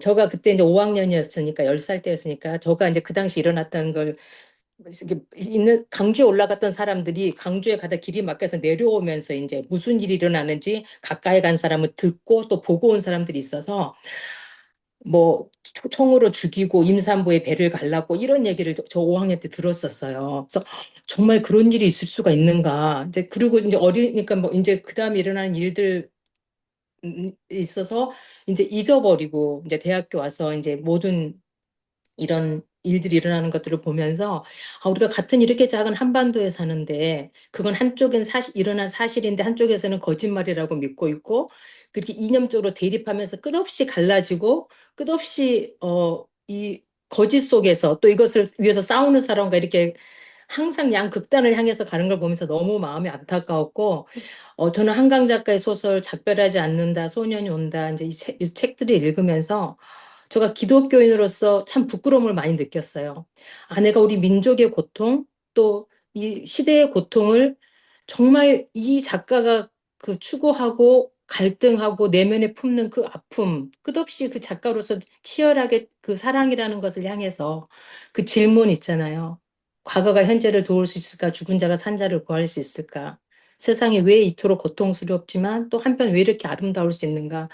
라는 그런 고민을 정말 내가 기독교인이라고 하지만 이렇게 치열하게 이 작가가 한 것처럼 정말 그렇게 투쟁하듯이 내가 이것을 추구하고 고민하고 부둥켜 안고 울면서 나아가고 있는지 그런 걸 되돌아볼 수 있는 그런 참 우리의 마음을 찔리게 하는 그런 작가이고 책이었다라는 게 너무나 감명 깊었고요. 또 이런 거를 또 이 세상이 알아서 노벨상을 줬다는 거에 대해서 너무나 기쁘고 한 가지 정치적으로 안타까운 것은 정말 또 시기적으로 한강 작가가 노벨 평화상을 노벨 이 문학상을 받을 때에 또 12상 기염하고 겹치면서 정말 이 과거의 사건이 우리 민족들의 어웨이니스를 더 깨게 하면서 정말 과거가 현재를 구하는 그 일이 실제 일어났다고 저는 생각하고 또 너무나 정말 이 뭐랄까 이게 운명의 카이로스의 시간이 이렇게 만나서 우리 한국 민족이 다시금 정말 이런 12.3 계엄을 막는 그런 결과가 되어지고 바라옵기는 정말 이게 이제 법적으로 그 강주 항쟁을 겪고 그 강주에서 그 전라도에 살았던 사람으로서 저는 김대중 대통령을 참 존경하고 다 잘했다고 이렇게 좋다고 생각하지만 그 전두환 씨에 대해서 자기가 종교적인 신념에서 개인적으로 용서를 할 수 있지만 분명히 법으로 저는 처단했어야 된다고 생각을 해요. 그렇지 못한 것이 나는 김대중 대통령에 있어서 한 가지 아쉬웠던 점이 바로 저는 그거라고 생각해요. 개인적으로는 용서할 수 있어요. 신앙인 면에서. 그렇지만 우리나라의 전체의 그 법적 근거를 토대로 해서 정말 벌할 사람은 벌을 해야지 다시금 이런 사태들이 일어나지 않는데 이번 12.3 계엄도 윤석열에 대해서 정말 다시금 새 정부가 들어선다면 정말 벌할 거는 벌하고 진짜 용서해야 될 사람 용서를 해야 되지만 법적 근거에 의해서 해야 된다는 게 그런 게 정말 이루어졌으면 좋겠다라는 게 제 바람입니다. 감사합니다. 네, 고맙습니다. 잘 들었습니다. 그래서 많은 시민들이 그런 얘기를 하는 것 같아요. 전두환이 자연사를 했기 때문에 윤석열이 그 계엄을 시도할 수 있었다. 진짜 말도 안 되는 얘기죠. 예. 그래서 이제 그거는 역으로 보면은 한강 작가도 얘기했던 것처럼 5.18은 아직도 계속되고 있어서 아프다. 아직도 계속되고 있기 때문에 이게 가능하다. 예. 저기, 선생님, 그 질문이 있는데요. 저희 남편 또 소년이 온다를 읽었는데, 영어로, 뭐 이렇게, 뭐 자기 의견을 뭐 이렇게 좀 약간 이야기를 해도 되냐고 저한테 물어보는데, 좋아요. 영어로. 네, 뭐, 새로운 퍼스펙티브를 들으면 좋죠. 통역 없어도 괜찮으시죠? 예. 예, 잠시만요. 예, 예. So, Chris, you can sit down here. You can sit down here. What's this for? Otherwise, you can. You can say hello to everybody, and they are, Hello. Hello. Hello. Welcome, welcome. I read Human Acts, but I also remember the Kwanju Uprising. I was working at an auto plant at the time, Ford Auto Plant. And I think what I remember after the assassination, the killing of Park Chung-hee, big what was happening in the world is what struck me, because I think one of the things that's very important is to place the Kwanju uprising in the context of what was happening in the whole world, because it was a turning point, not just in Korea, but for the whole world. There was changes, big changes taking place. And I think the Kwanju uprising was part of that. For example, in 1979, the Shah of Iran was overthrown. It was a big, massive struggle by the Iranian people to overthrow a dictator in Iran that was backed by the United States, the same United States that supported the dictatorship in Korea of Park Chung-hee. At the same time, 1979 was the new Nicaraguan revolution. Somoza, who was a dictator that was supported by the United States for decades, for years, was overthrown by the Sandinistas. I raise that because I think unless you see what was happening in the whole world, it's hard to see the significance of the Kwanju uprising, which was part of the weakening, in my opinion, the weakening of US imperialism. 1975, the Vietnamese were victorious in reunifying Korea, reuniting Vietnam. US imperialism was defeated in Vietnam. So the whole world was changing. It was a big change. This is 5 years later. So I think this is, for me, this is what I remember, is how the Korean people stood up to the dictatorship. They stood up to martial law, but it was part of what was changing throughout the world. So I raise that because I think without seeing the world situation, the change, because I think today we're also going through a similar turning point. We're seeing the people stand up in Korea, South Korea, to martial law. We're seeing the Ukrainian people stand up for sovereignty, to me, against an invasion that's trying to erase their ability to speak their own language, to maintain their own government, independent. I think this is what we're starting to see in different parts of the world. So I raise it because to me, that's one of the most important things. And anyway, I just wanted to raise that because I remember seeing the pictures of the struggle of workers fighting against dictatorship in many parts of the world. And to me, that's what the struggle in Kwanju was part of, and a significant change. And that's why I think, you know, we saw the same standing up to the martial law, you know, recently. And I think we're seeing the same thing in other parts of the world where people, you know, starting to stand up and say, no, we need to fight for our rights, you know. Anyway. Yeah, so I have the same, you know, progressive view of the history. So the world is moving forward for a better world. That's my view too. And thanks for the sharing your perspective, you know, from the different parts of the world. That makes sense to me. Thank you. Thank you. Okay, he's Munjo from North Carolina. I'm sorry. Yeah, my name is Munjo. Yeah. I'm living in North Carolina, in Raleigh area. Yeah. Did you finish? What is your name again? Chris Hepner. Chris Hepner. So, yeah. Thank you. Hey. Thank you very much. You're welcome. Thank you for sharing. 이거 다음에 갑자기 그러니까 지금 해주신 말씀 중에 우리가 아까 질문에 하고 연결된 게 있는 것 같아요. 왜 누가 헬기 사격을 또 허락했느냐? 미국은 무슨 일을 했느냐? 요 얘기를 조금 아까 미스터 해프너가 하신 말씀이랑 연결해 보면은 예. 뭐 고리가 생기죠. 그래서 예, 뭐 제가 짧게 어, 그 크리스 해프너 님이 그 말씀하신 거를 정리하자면 그 광주 이 민주화 항쟁은 그러니까 한국에서만 있었던 이라기보다도 비엔남 그리고 니카라과 그리고 이란 이런 이제 전 세계적으로 일어나는 그 이제 그 압제자들 특히 이제 미국의 미제국주의란 말을 했어요.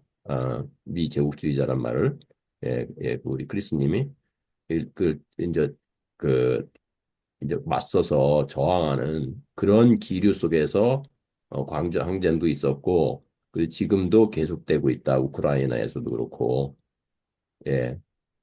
음, 그래서 그 이제 그 광주 항쟁에 미국이 개입했다고 상당히 많이 개입했다고 아까 그 우리 발표에서 이경님도 얘기해 주셨는데 그러니까 뭐 전투기 이렇게 동원해가지고 폭격한다면은 당연히 미국의 허락을 받아야 되겠죠. 미국이 뭐 전자권도 쥐고 있고 실질적으로 전투기나 뭐 헬기 이런 것들은 그 다 그 컨트롤하고 있으니까 예. 그래서 뭐 저도 이렇게 연결이 되는 것 같다고 생각을 했습니다.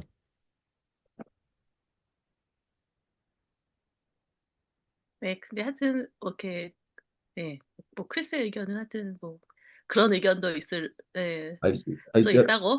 그러니까 반가운 의견이었어요. 그러니까 반가운 의견이었어요. 세계사적인 견지에서 봤을 때 예, 예, 좀 이렇게 또 한국 내에서 한국인이 생각하는 것과 또 이제 한국 밖에서 이제 그 한국 밖에서의 또 보는 시각 뭐 하여튼 그래서 좀 뭐 포괄적으로 생각을 하는 것 같더라고요. 뭐 예. 저는 그런 뭐 분은 다 다 팔로우, 동의하지는 않아요. 하여튼 저 네, 미처 그런 거를 생각하지 네, 못하고 있었는데 그런 걸 네, 말씀해 주시니까 이런 세계사 네, 쪽으로 계속 그런 걸 팔로우를 네. 해오셨구나. 뭐 이런.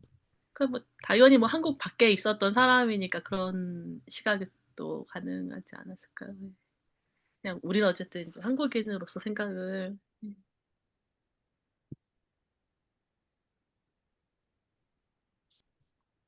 또, 그, 다른 분들 또 나눠주실 말씀 뭐 없으세요? 책이 굉장히 양이 많은데 실질적으로 그 생각 안 나시면은 제가 여기서 책을 그 이북을 띄워가지고 서치할 수 있어요. 그래서 이제 그 부분 이렇게 아무튼 좀 말씀해 각성님 저는, 말하려고 예, 언뮤트 저는 하셨어. 책을 다 안 읽어서 한 2장까지 읽다가 던져버렸어요. 너무 화가 나고 고통스러워서. 그래서 안 읽었는데, 그, 저는 광주 때문에 제 인생이 완전히 망가진 사람이거든요.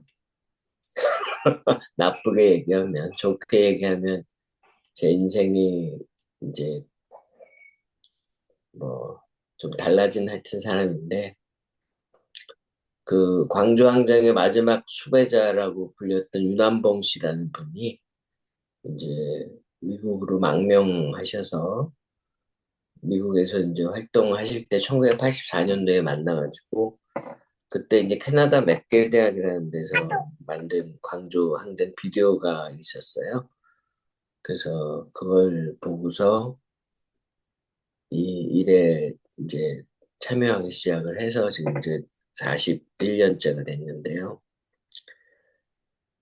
하여튼 저는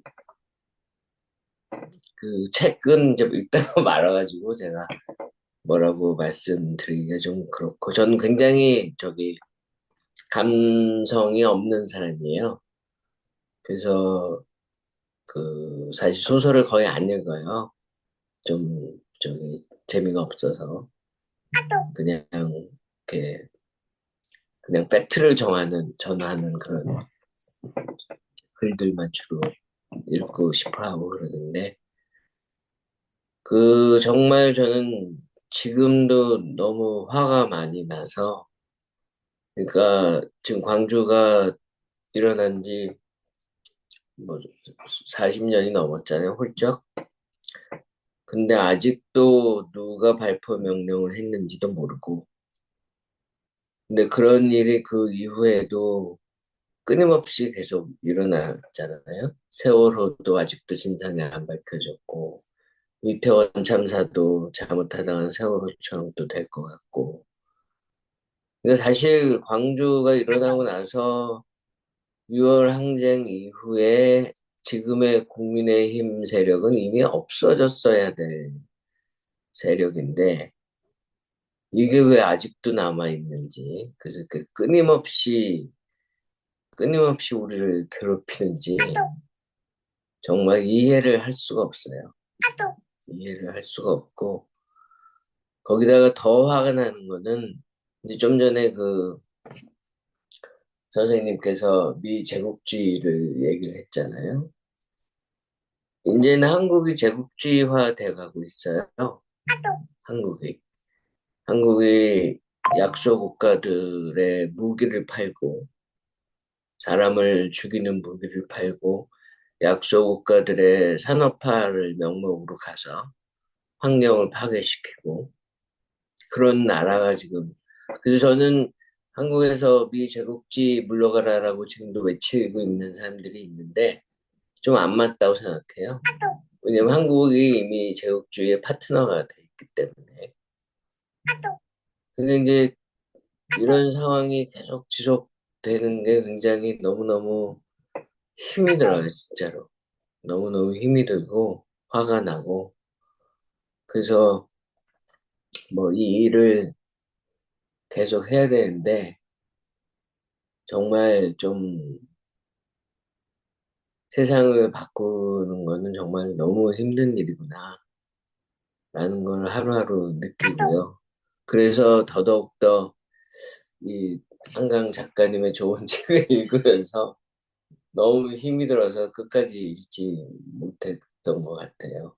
지금도 최근에 저는 좀 엉뚱한 얘기지만 저는 사실 제가 뭐 한국 뉴스를 열심히 본다고는 하지만 최근에 출마한 권영국 민주노동당 후보 때문에 지금도 노동자가 고공에서 500일씩 농성을 벌이고 있다는 사실을 처음 알았어요.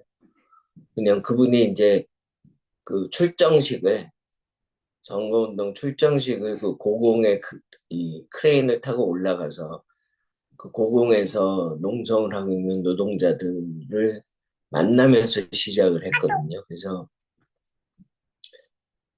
저는 뭐 괜찮아요. 제 생각에 민주당도 득표 전략 때문에 자기들이 중도 보수라 그러고 뭐 이렇게 이른바 우클릭한 정책들을 자꾸 펼쳐나가고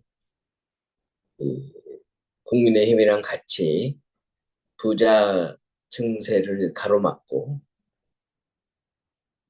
하지만 궁극적으로는 현실적인 선택을 하는 거라고 생각하고 그래야만 집권을 할 수 있기 때문에 그건 괜찮아요. 괜찮고 민주당이 그렇게 지금 높은 지지율로 다음번 정권을 잡는 게 국민의힘보다 100배, 1000배, 10,000배 낫죠. 그리고 국민의힘을 어떻게 해서든 없애주길 바라고. 그런데 제가 화가 나는 거는 권영국 후보 같은 사람은 사실 현재로서 가장 강주 항쟁의 정신을 이어받는 한국의 정치 세력은 지지율이 1%예요. 1%. 너무너무 화가 나요, 저는. 진짜 무슨 40%, 50% 되기를 바라지도 않고, 최소한 1, 20%라도 돼서. 근데 우리 사회가 광주를 거치고, 6월 항쟁을 거치고 등등 하면서도, 이 사회의 어떤 진보라는 게 너무 더디고, 그리고 때로는 일시적이지만, 저도 이제 사회는 진보한다고 생각하지만, 일시적으로는 후퇴하는 경우도 많고, 지금 미국의 트럼프 같은 경우도 그렇고요. 근데 하여튼 그래서 너무너무 답답한 마음이 요즘에 많이 들고, 그래서 우리가 좀 더 어떻게 하면은 이 세상을 더 좀 빨리 바꿀 수 있을까? 정말 고민을 많이 해야 될 것 같고, 그렇습니다. 예. 그래서 하여튼, 이 책이 너무 괴롭더라고요. 그러면 네. 감- 저기 네. 감수성이 없다고 그렇게 말씀하셨는데 그러면 그 힘든 거를 느끼지 못하는 거니까 네. 감수성이 제가 생각할 때는 많으신 것 같아요. 아니, 감수성이 많다기보다 이게 화가 많아요. 화가 많아서 아주 큰일이에요. 아, 하여튼 그래서 요번에 대선이 잘 돼서 대선 이후에 정말 정말 좀 조금 더 진보적인 세력들이 이 정치에도 진출할 수 있는 그런 기틀을 좀 민주당에서 만들어주길 바라고, 자꾸 이렇게 그 그러니까 아까 그 말씀하셨잖아요. 김대중 정부에서 노무현이래. 전두환, 노태우 다 사면했잖아요. 문재인 정권에서 박근혜, 이명박 다 사면했잖아요. 그랬잖아요. 네? 좀 제발 좀 안 그랬으면 좋겠어요. 다음 민주당 정부는 제발 좀 그러지 말고 제발 선거제도 좀 개혁을 해서 민주노동당 같은 세력도 목소리를 낼 수 있게. 다 옳은 말이잖아요. 틀린 말 하나도 없이 하잖아요. 근데 정작 다 옳은 말을 하는 사람들은 시대착오적이라는 그런 비난을 받고, 네? 뭐 하여튼 비현실적이라는 비난을 받고, 그게 언제까지 그렇게 계속돼야 되는지 저는 정말 이해를 할 수가 없어요. 그래서 지금 뭐 아무리 대선에서 이제 국민의힘이 작살이 날 것 같다는 생각을 하면서도 그렇게 행복하지가 않습니다. 네. 네. 네, 고맙습니다. 아직 여기 말씀 안 하신 분 몇 분 계시는데 김수복 선생님, 이유진님, 김문 선생님, 말씀 좀 나눠주시죠. 안녕하세요. 저 듣기만 안녕하세요. 하다가 제가 아는 분이 많이 있을 것 같아서 얼굴 보려고 비디오를 켰는데요. 아이랑 지금 공원에 와 있거든요. 잘 들었고, 저는 한 고등학교 때 이럴 때부터 한강 작가 굉장히 좋아해서 책 많이 읽었고, 독서 모임 할 때, 여기 LA에서 독서 모임 할 때, 소년이 온다 하고 작별하지 않는다는 같이 읽었어요. 그래서 사실 작별하지 않는다는 제가 추천해서 같이 읽었는데, 근데,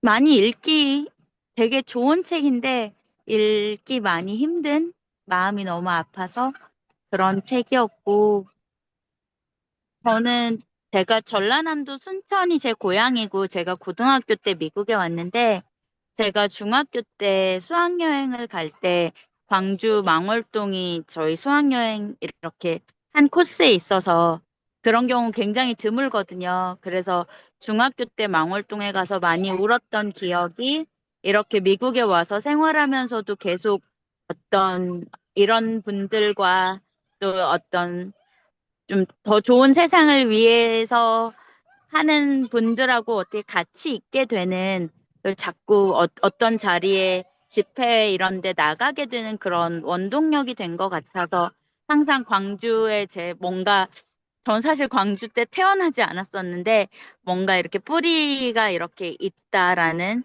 내 몸의 어딘가에 피해 그런 걸 기억한다는 그런 생각을 좀 하면서 지금도 살고 있고요. 그래서 근데 저희 최근에 5월 18일 날 LA에서도 여기서도 광주를 기억하는 시간을 가졌는데 이번에는 2세 친구들이 굉장히 많이 와줬어요.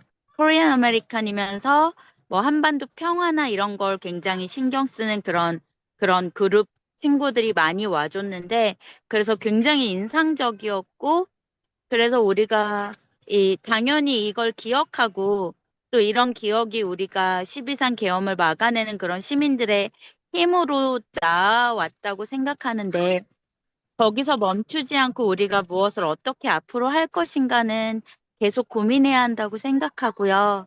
그리고 저는 그러니까 딱 우리 한국에만 국한된 게 아니라 세계적으로 그 제국주의 때문에 고통받는 사람들이 있고 저는 개인적으로는 팔레스타인 이슈에 굉장히 관심을 갖고 꾸준히 연대를 하고 있는 편이에요.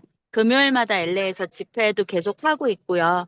근데 그런 것들을 같이 항상 고민했으면 좋겠다고 생각합니다. 그리고 좋은 자리 만들어 주셔서 고맙습니다. 말씀 잘 들었습니다. 응원합니다. 네, 그 억압받는 그 세계 시민들, 네, 함께 싸워주시는, 네, 그 행동, 네, 응원합니다. 말씀 잘 들었고요. 그러면은 김수복 선생님, 뭐 김문 선생님 말씀 좀 나눠주시죠. 네, 안녕하세요. 늦게 오고, 그다음에 또 숙제를 안 해가지고 제가 체면이 없어서 얘기를 안 하고 두 분만 있으려고 그랬는데, 어, 그, 또 얘기를 하시라고 그러는데, 어, 저는 숙제를 안 하니까 이제 미안합니다. 미안하고, 오늘 실은 어제부터 이제 그 보내주신 거 듣고 있었었어요. 그러니까 들으니까 또 읽을 때하고는 또 굉장히 다른 그런 것을 느껴지면서 오늘 하루 종일 좀 그것 좀 해야겠다 생각했었는데 또 일이 좀 생겨가지고 그 제가 속한 베테랑스 포 피스에 그 오늘 마나탄에 인터뷰가 있는데 나오라고 자꾸 그래가지고 제가 인터뷰하는 게 아니고 와서 힘을 보태라고 그래가지고 또 오늘 새벽부터 이제 마나탄에 나갈 준비를 해가지고 나갔다 오니까 하루가 또 다 지나갔는데 오늘 또 안 나갈 수가 참 없는 그런 선택을 제가 해야 했어요. 팔레스타인에서 지금 14,000명의 베이비들이 지금 참 말도 안 되는 그 음식 공급이 안 돼가지고 아마 며칠 안에 다 죽어갈 것 같아요. 참 상상할 수 없는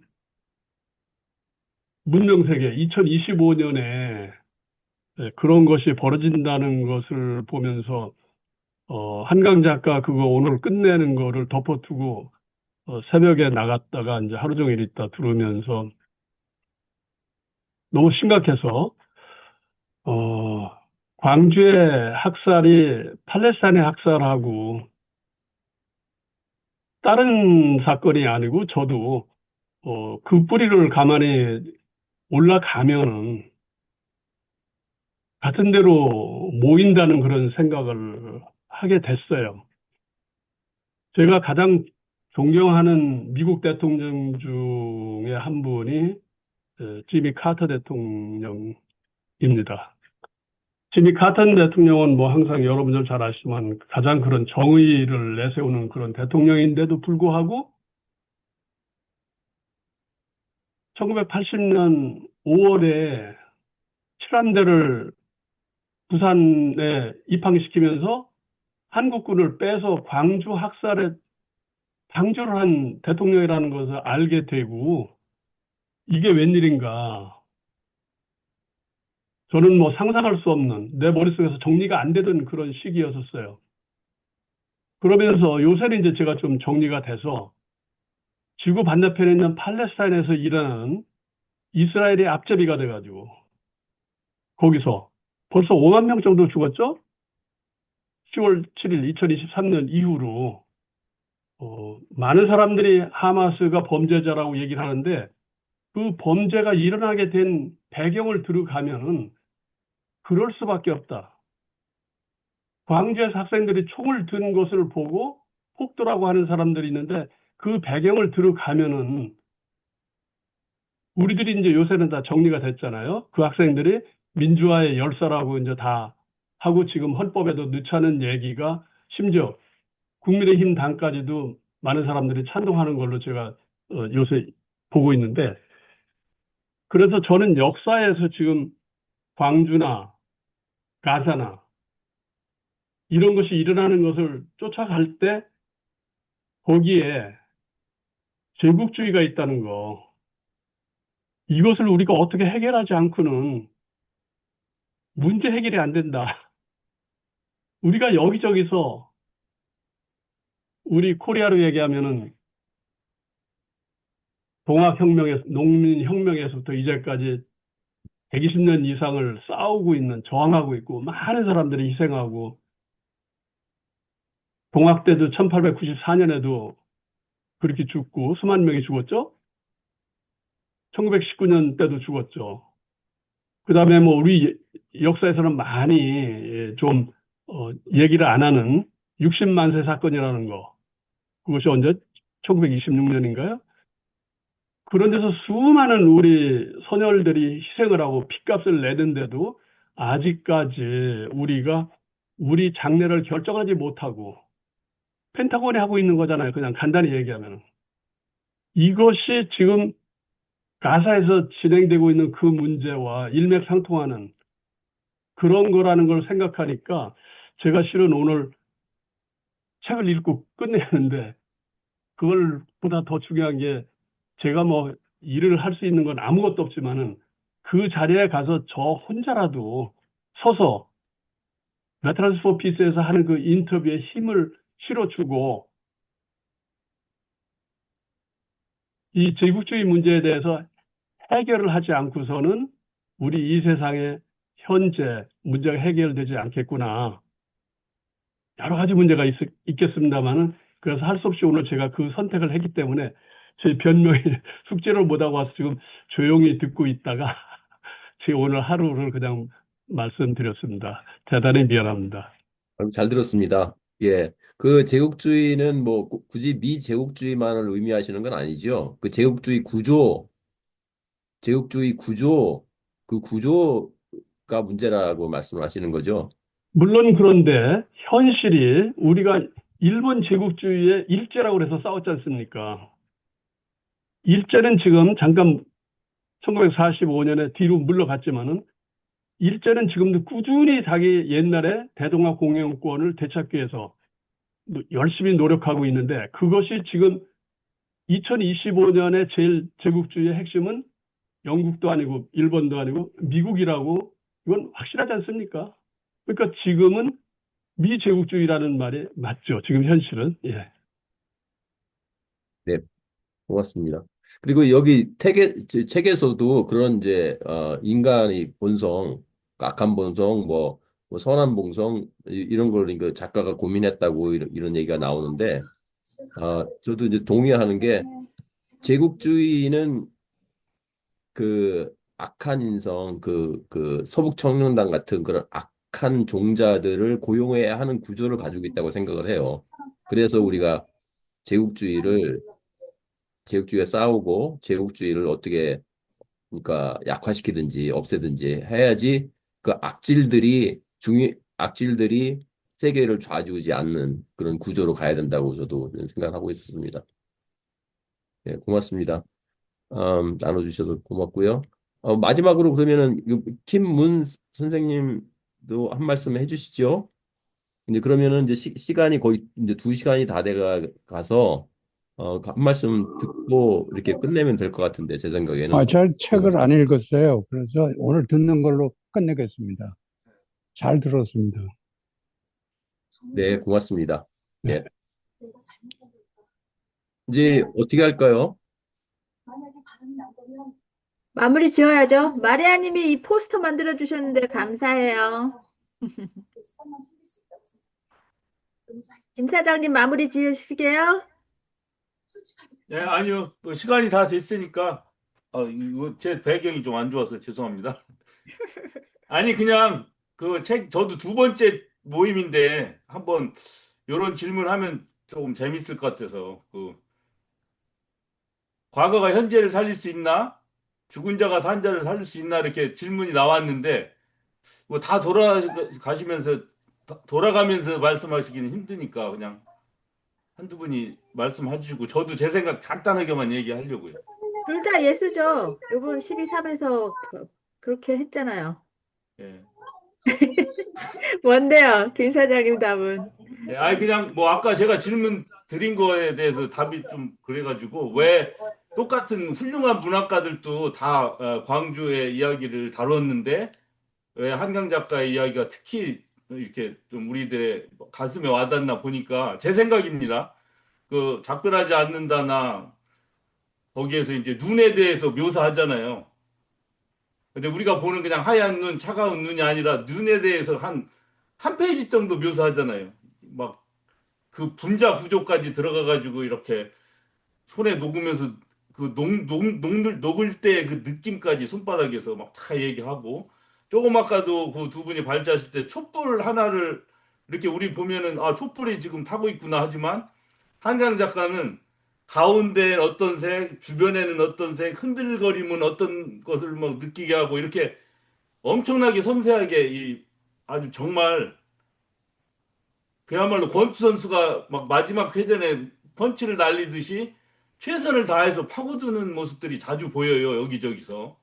난 그게 바로 다른 작가들하고의 다른 점이었고, 소년이 온다에서도, 자, 다른 작가들도 다 얘기합니다. 5월 17일 무슨 일이 났고, 누가 도청에 올라가서 총을 쏴서 쏘다가 죽었고, 시신이 몇 구가 나왔고, 다 똑같이 얘기하지만, 한강 작가는 그 마음으로 들어가요. 아까 촛불하고 눈에 대해서 묘사하듯이 동호라는 학생의 마음속에 들어가고 간호원 누나의 마음에 들어가고 엄마의 마음에 들어가고 나중에는 죽은 자의 마음까지 들어가요. 그러다가 마음까지 들어가는 게 아니라 아예 그냥 영영까지도 자기가 상상을 해서 가버리잖아요. 그 혼은 어떻게 움직일까? 혼은 지금 어떤 생각일까? 이러한 철저하게 계속 파고 들어가는 이런 면이 다른 문학가들과의 좀 차이가 아닌가. 그런 생각을 했고, 저 개인적으로. 그래서 아까 그 답이 그렇게 나온다고 생각해요. 과거가 현재를 살릴 수 있나? 있다. 언제? 현재가 그 과거를 지금 한강 작가처럼 철저하게 파고들고 공감하고 영혼까지 파고들 때 살릴 수 있다. 산 자가 죽은 자에 대해서 이해하고 왜 죽었나, 어떻게 죽었고 지금 죽은 그 영혼은 지금 무엇을 지금 바라고 있을까? 이렇게 생각할 때 그 죽은 자가 산 자를 살릴 수 있다. 뭐 이런 개똥철학 한번 말씀드립니다. 역으로 그러니까 현재 사람들이 과거를 잊으면은 살릴 수가 없죠. 그렇죠. 예. 뭐 그냥 잊을 뿐만 아니라 그냥 대충 넘어가도 안 된다는 생각이 들어요. 그래서. 네.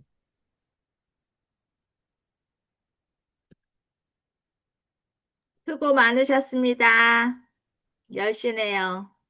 굿나잇 합시다. 네, 오늘 두 분 네, 감사합니다. 잘 들었습니다. 수고 감사합니다. 많으셨습니다.